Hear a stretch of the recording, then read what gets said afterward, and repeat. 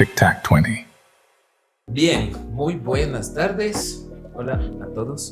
Estamos de vuelta en un nuevo episodio. Tenemos el grato honor de tener la visita de un amigo nuestro desde el cole y un profesional excelente. Tenemos aquí con ustedes al psicólogo clínico Diego Arias. Nos va a acompañar hoy en día a desarrollar un tema bastante interesante. Por favor, Dieguito, preséntate, porfa, un saludito. Bueno, buenas tardes con todos. Primero, muchísimas gracias, Eri, Andy, una invitación. Qué gustazo. Igualmente, un gustazo verles a los años. Nos llevamos hace muchos años y qué bueno verles crecer en lo que están haciendo. Felicitaciones por eso. Y nada, pues a las órdenes aquí para poder participar y aportar. Dieguito, una consulta antes de seguir. ¿Tú tienes tu consultorio propio o atención? ¿Cómo es la atención tuya? A ver, ¿Qué servicio ofreces? A ver, yo trabajo para un prestador externo de lo que sí es el Ministerio de Salud Pública, pero también tengo mi consulta particular. Ya. Entonces, la experiencia mía, bueno, yo tengo una formación además de la psicología clínica como logoterapeuta. Que podemos desarrollar un poquito en base a lo que vamos a conversar de lo que es la logoterapia. Y también tengo mucha experiencia en lo que son personas con enfermedades crónicas, enfermedades terminales. Entonces, esa es la especialidad. Ya. ¿Y dónde pueden ubicarte en caso de que alguien quiera una consulta o servicio? Directamente a mi número telefónico 0987 40 82 28. Gustoso de atenderles. Genial, ahí tienen el psicólogo Diego Arias, pues cuando gusten les puede recibir. Psicólogo clínico. Ajá. Doc te dicen, ¿no? ¿O no? A veces. Me dicen doc, licenciado. Vea joven. Vea joven. Oiga joven. Chévere. Sí, de todo. Entonces, amigo, verás, hay algo que nadie te dice de ser adulto. No todos maduran. Pueden tener 40, 50 o más años y seguir actuando como un niño herido que no sabe manejar un no. Una crítica o una emoción intensa. Hoy vamos a hablar de ser adultos berrinchudos que viven disfrazando su inmadurez con autoridad. Sarcasmo, indiferencia o manipulación, y también de cómo salir de ese ciclo si tú mismo te has visto ahí. Hijito, por favor. Comenzamos. Bien, a ver, vamos a empezar con la primera parte que nos dice la diferencia entre crecer y madurar. Crecer es inevitable, pero madurar es una elección. Mucha gente confunde edad con sabiduría emocional, pero la madurez no viene con los años, viene con el trabajo personal. Ser maduro implica autoconciencia, empatía y regulación emocional. Un adulto inmaduro puede tener poder, hijos, responsabilidades, pero reaccionar como un niño cuando algo no sale como quiere. Dieguito, ahí hablando sobre esta parte entre crecer y madurar, ¿cómo ve el psicólogo o cuál es tu punto de vista sobre esta parte? Bueno, a ver, normalmente o decimos nosotros la madurez de una persona es en base a la experiencia, suelen decir, ¿no es cierto? Ajá. Entonces, este tema este término, tanto de la madurez, ya como que ha ido un poco en desuso. Ahora se utiliza mucho, ustedes habrán el término de inteligencia emocional. Sí, ¿no es cierto? completa, en todo lado, loco. Y las instituciones sobre todo. Sí. Entonces, la inteligencia emocional, a breves rasgos, porque es algo bastante complejo, es justamente el saber identificar mis emociones y cómo canalizo eso de una forma saludable. Ya. ¿Sí? Como decía en la introducción Eri, ¿no? Entonces, no es saludable cuando yo recibo un no y me frustro y en lugar de aceptar ese no de la otra persona, pues exploto en ira Claro. o me enojo con esa persona, me distancio y demás. ¿Sí? Ya. Y por ejemplo, yo tengo una inquietud ahí. ¿Cómo ves tú el antes y el después desde la pandemia? ¿Ha afectado? ¿Ha habido un daño en la persona? Afectaciones, sí. Nosotros en la pandemia pasamos mucho tiempo encerrados. Exactamente. ¿No? Entonces, ese encierro hizo que no tengamos esa interacción social. O sea, imagínense este espacio en la pandemia, era imposible, ¿no? Claro. Todos con mascarillas, con cascos. Así es. Sí, exacto. Entonces, esa interacción, ese roce, ese poder convivir con la otra persona, sí nos ha hecho menos tolerantes a las diferencias. Ya. Porque, claro, o sea, yo puedo conversar contigo y si es que estás con una opinión distinta a la mía, seguramente, o sea, yo puedo respetarte o no dependiendo a las habilidades sociales que yo haya desarrollado. Y si yo no he tenido la oportunidad de desenvolverme con otras personas, no desarrollo esas habilidades sociales. Claro. Correcto. Totalmente. Acabas de decir algo importante. Como se me fue. Era como, por ejemplo, decir que tú. Wow, se me fue. Se te fue el avión. Es la edad, sí. loco. Estás berrinchudo, loco. Pero bueno, verás, para pasar en esa forma existen justamente formas modernas de berrinche de adultos. Y más que eso, Dieguito, este tema me lo sugirió mi esposa porque me mandó un TikTok de que ya le mencionaremos a Denis Lastra, un psicólogo clínico también, Sí. que es bastante interesante su metodología de tratar a los pacientes. Les manda a la casa de la miércoles, pero es que te hace entender, de cierto modo. Claro. Pero verás, dice que ya no se tiran al suelo a llorar, pero hacen ghosting, te dejan en visto, manipulan, te ignoran, hacen drama en redes sociales, te castigan con el silencio o te humillan con sarcasmos. Estas actitudes son berrinches sofisticados. ¿Por qué lo hacen?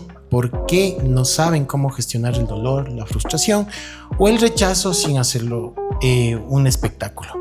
El fenómeno del silent treatment, trato silencioso, es una de las formas de violencia emocional más comunes entre adultos. Convérsanos, justo creo que este es el núcleo de los berrinches de los adultos, Dieguito. Sí, a ver, debemos recordar también que nosotros como adultos estamos modelados de alguna forma de costumbres y hábitos que tenemos en la casa y que nuestra familia nos ha enseñado. Entonces, a veces tal vez nosotros como padres no enseñamos a los hijos de forma directa, pero ellos observan todo. Así es. Entonces, cuando nosotros éramos niños también observábamos y aprendíamos. Entonces, si nosotros crecimos en un hogar en el que era habitual el que grites porque te molestas por todo, o peor aún si es que hay algún tipo de agresión verbal o física, pues eso se va modelando y lo hacen de forma natural. Entonces, de adulto esa persona tiene en su mente, entre comillas, que eso es normal, por decirlo. No sabemos que no es normal y no está sano, pero lo hacen de esa forma, ¿no? Entonces, muchos aprenden de todo lo que dijo Eri, o sea, lo hemos visto y se ve en la práctica. A veces clínica. Nosotros mismos, a veces. Y nosotros también así podemos lo hago, hacer. así lo hago. Por eso tu señora te mandó el TikTok. Ajá, claro, sí, porque ¿sabes por qué te pongo esto entre paréntesis? Porque mi esposa me hizo la pregunta, gordo, ¿tú crees que tienes una madurez según tu edad? Entonces me dije, yo creo que sí o no. O sea, me puse a reflexionar porque yo, sea de lo que yo he dicho, nunca uno termina de madurar. Uno siempre va mejorando, va aprendiendo, pero siempre sale con esos berrinches que ahorita estamos cuando hay la predisposición, como tú dices, de aprender y mejorar. O sea, cuando uno reconoce eso, ¿no? Sí, claro. Muchas de las veces no nos damos cuenta de eso, hasta cuando tenemos un familiar cercano que nos dice. Y nos pasa a veces a todos. Un tercero. ¿No? Claro, un tercero. Sí, es cierto. Entonces, a veces tenemos un amigo, un compañero de trabajo, un familiar que nos dice, oye, estás insoportable, o sea, con vos no se puede. Entonces, ahí depende, o sea, hay dos opciones, ¿no? O sea, o me enojo con esa persona porque o le hago el berrinche que decimos, o digo, sí, en realidad, o sea, hago un examen de conciencia o un autoanálisis y digo si algo está pasando en mí. Claro. Entonces, ese es el punto clave, saber reconocer que yo necesito cambiar algo, porque está afectando a mi alrededor. Ya. Oye, ¿y funciona de igual manera esto de los berrinches en hombres y en mujeres? ¿O la reacción es diferente? A ver, nosotros obviamente tenemos diferencias, ¿no? O sea, somos tanto hombres como mujeres biológicamente y psicológicamente diferentes en muchos aspectos. Creo yo que culturalmente a nosotros, a los hombres, no se nos ha dado esa libertad, por ejemplo, de hablar nuestras emociones. O sea, ustedes verán, culturalmente. Nosotros, las generaciones pasadas, o sea, no llores porque eres varón, por ejemplo. Entonces, no llores porque eres niña. Entonces, ese tipo de cosas van marcando y hacen que, por ejemplo, las mujeres tengan más contacto con sus emociones y puedan expresarlas de mejor forma que los hombres. Entonces, los hombres, al no tener, como digo, ese hábito o esa costumbre, no sabemos del todo cómo lidiar con nuestras emociones y podemos caer mucho en de los berrinches, ¿sí? Entonces, cada persona tendrá su forma de expresarse, pero yo creo que esa es una diferencia cultural importante entre hombres y mujeres para poder expresarse emocionalmente. Claro. Oye, y ahí viene otra cosa también muy importante, ¿no? El tema de las redes sociales. Vos sabes que, a ver, antes creo que como no había tantas redes sociales o no las usábamos al nivel que las usamos ahora, Ajá. entiendo que esto de las emociones nos las guardábamos más fresco, ¿no? Y ahora pasa alguna vaina y de una grabarse el video y diciendo que sí, que me pasó y que no sé qué y bla, bla, bla, bla, bla, bla. ¿Llega eso a ser un punto también de manipulación? ¿O Es más bien, yo diría, una forma de canalizar las emociones. Ya. ¿Sí? pero no es tan bueno? No necesariamente bueno, ¿no? Ajá. Te estás exponiendo. Exactamente. Depende, hay personalidades y personalidades. Hay personalidades extrovertidas que se les hace muy fácil Sí. exponerse y no sienten ninguna incomodidad frente a la crítica social. Hay otros que prefieren más bien, como se dice, perfil bajo. Perfil bajo. Sí. Entonces, en ese sentido, pues, yo creo que las redes sociales han abierto una ventana para canalizar las emociones, pero no necesariamente es algo bueno. No es sano. Sí, Podemos decir que no es sano. No es sano en el sentido de que, a ver, yo puedo estar con una emoción incomodándome en mi vida, en la vida de mi familia, porque cuando un miembro de la familia está mal, pues contagia el resto, ¿no? Así es. Ajá. Entonces, la persona debería, en el mejor de los casos, hablar de sus emociones o buscar la ayuda de un experto. Ya. Y ahora, nosotros los psicólogos nos hemos visto un poco relegados por eso que dice Gandhi, ¿no? Ajá. Entonces, prefiero exponerme en una red social antes que sentarme frente a un psicólogo y decir, esto me está pasando. Entonces, ahí hay como decía Eri, una forma no muy sana de hablar de las emociones. Ajá. Ahora, por ejemplo, hay gente que sabe que está mal, ¿verdad? Y le dicen, anda al psicólogo.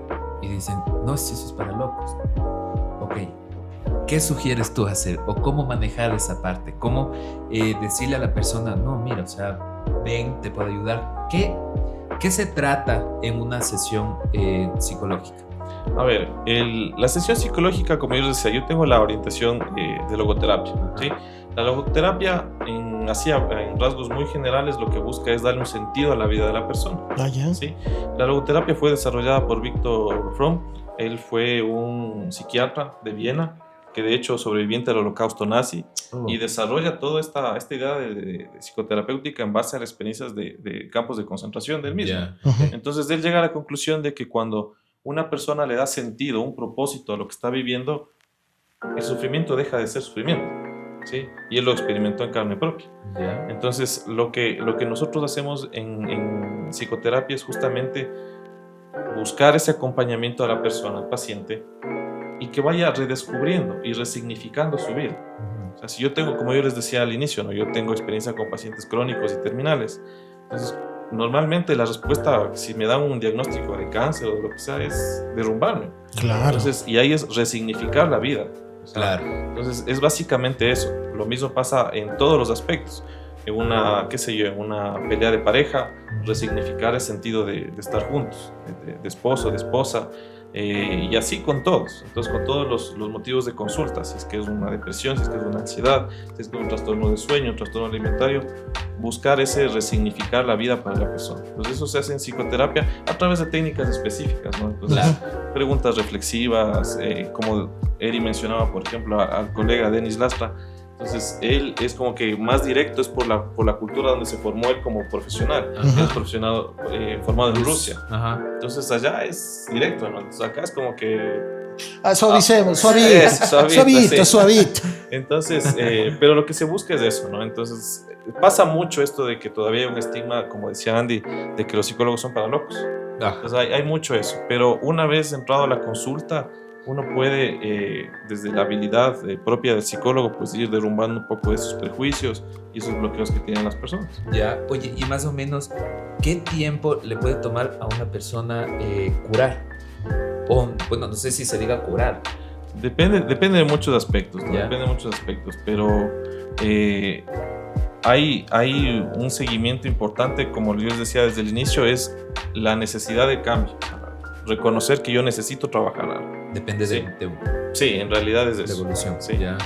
Y depende obviamente de la gravedad, si es que hay síntomas o no, o sea, y los trastornos son muy variados actualmente, ¿no? Hay muchas depresiones, ansiedad, como les decía, trastornos alimenticios y demás que dependen no solo a veces del psicólogo, sino también acompañamiento psiquiátrico con medicación psicoactiva para ciertos trastornos. Entonces, darte un tiempo estimado es muy... Ya depende de cada persona. Sí, y de cada caso. Interesante. Ahora, vamos a ver qué es lo de la raíz prácticamente, ¿no? Las heridas emocionales no sanadas. Detrás de cada berrinche adulto hay una infancia con necesidades emocionales insatisfechas. Muchos actuamos desde un niño interno que aprendió a manipular para sentirse amado o seguro. Y si no lo cuestionamos, ese niño herido toma el volante de nuestras decisiones adultas.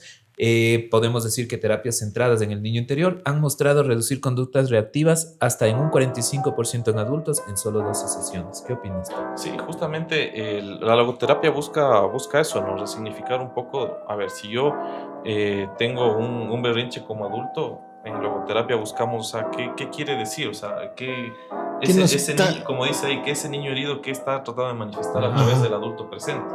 ¿Sí? Ese niño interno mío, sí, lo que me pasó hace mucho tiempo. Sí. ¿Ya? Sí, recordemos que hablaba Andy de necesidades insatisfechas en la infancia.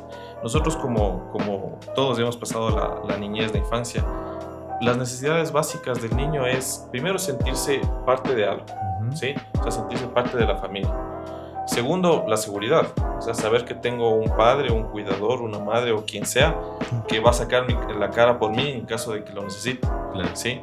El otro es atención, entonces sentirme que así como soy parte de la familia, no solo porque vivo en la misma casa, sino porque me hacen parte opinando de lo que yo siento, de lo que yo quiero y demás, la atención y la validación. Entonces, porque una cosa es, por ejemplo, si es que un niño se expresa de que está incómodo por algo y el papá está ocupado en el trabajo, en el celular o donde sea y sí, ya pasa. Entonces no se siente validado. Así es. Entonces todas esas necesidades insatisfechas de no sentirse que pertenece a un grupo familiar, no sentirse atendido, no sentirse seguro, no sentirse validado por la familia, pues son, como decías Andy, la raíz de estos berrinches. Sí. Ahora, ¿hay alguna manera de uno autoevaluarse y decir, a ver, espérate, algo estoy haciendo mal, o necesariamente un externo tiene que decir? Depende mucho del tema, como hablábamos del primer tema, entre la madurez y la inteligencia emocional que uno puede tener. ¿Sí? Yo te digo, normalmente pasa mucho que nos dice que el tercero de afuera, el familiar, el tercero, amigo, como te dije. Cuando reacciona, justo mi esposa, ahí haciendo el paréntesis, mi esposa me dice, somos medios rudos, ¿no? Nos tiene que decir una tercera persona como para caer en cuenta de lo que estamos haciendo mal. Ajá. Porque si me dice ella o me dice un familiar o algo, es como que, Simón. Claro, sí. Pero viene el Andrés, bueno, igual. ¿Y hay alguna característica específica en la que uno se dé cuenta? Que digas, ok, a este tiene algo. A ver, más que eso, como yo te decía, es el hecho de que la interacción con quienes tienes cerca no está funcionando.